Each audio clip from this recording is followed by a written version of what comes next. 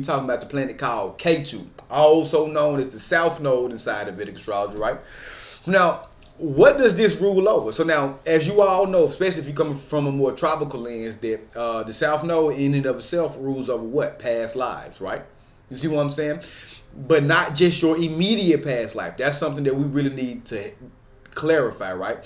So the K2 of the South Node is not your immediate past life, right? It is an accumulation of the energy that you have been in so many incarnations. I'm gonna give you a prime example. Let's say, for instance, you've existed 10 times in the past, right, in different vessels, right? But nine of those vessels participated in more of the Aries energy. You see what I'm saying? Or more of the Capricorn energy. You see what I'm saying? As an overall life experience, right? So now when you born in this lifetime, wherever your K2 is at, you have completed that area of life. You see what I'm saying? For the most part, unless your K2 or South Node is connected with your 6th house in Vedic astrology. And that's another thing too, because the 6th house is called product of karma in Vedic astrology, meaning the karma that needs to be burnt off, that's unchanged but unavoidable. So if it's connected with your K2, remember that's just a little, you know what I'm talking about, side note. But essentially though, so when we're talking about K2 or the South Node, right? So it's accumulation of past lives, right? So like a person, if your K2 is inside of Taurus, right? Guess what?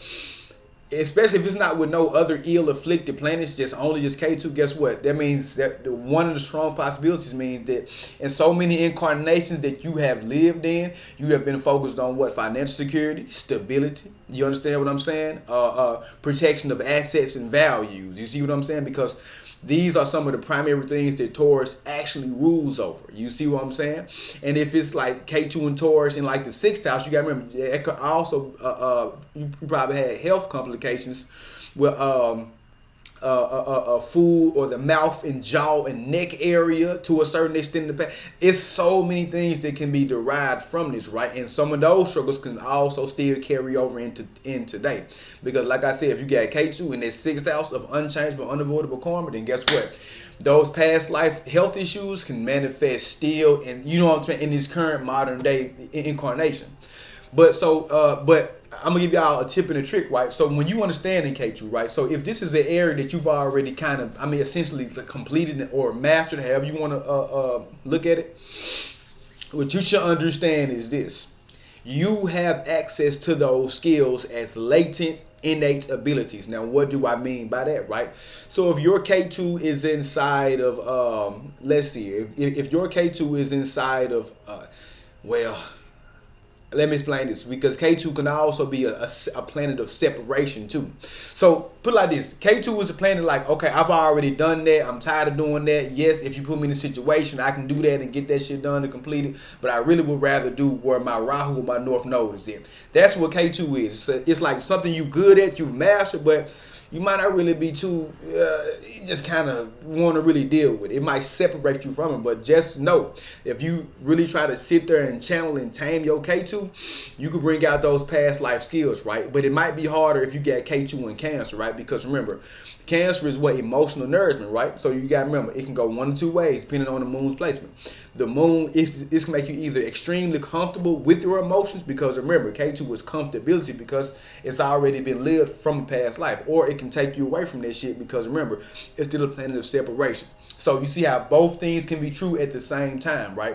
And that's the very nuanced aspect of Vedic astrology. So much shit means so much shit, right? And it means so many various different things to the point where you can feel like, okay, are you just making up shit? No. They do. The thing about it is opposites exist, they clash, they simultaneously. It's a lot of shit that really go into it.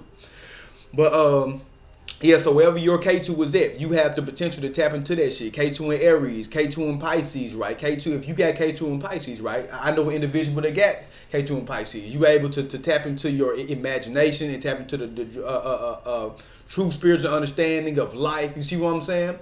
But the thing about it is, it can also take you away from that, depending on where Jupiter be placed at. So that's what you all really got to really understand. It's a very short, condensed version of it. So K2 inside of the birth chart or the South Node is the accumulation of what you have always done, right? And then you can make a list of scenarios on your own, right? K2 in Gemini. Guess what? You might have been extremely good when it came to communication skills, right?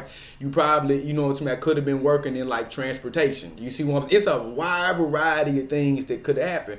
You probably, you know what I mean, got strong past life karma or separation from your younger siblings now. You see, it's a lot of things that can happen with all planets. That's why a lot of times it's harder for people who ain't really seasoned inside of Vedic astrology to really step their foot in this shit. But I just really want to give y'all just a quick heads up. If you want to tap into that past life energy, go look at where South Node and K2 is at and see, okay, I'm already good at this, even if I don't want to do it.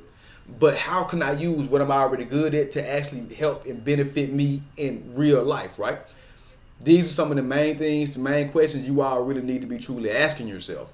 So y'all, this was the quick video on, you know what I mean, what K2 actually is. It's not your immediate past life. It's accumulation of all the past life. So it's saying like, okay, mission finished. What's next, which will be the North Node or Rahu. And I might cover that next. But other than that,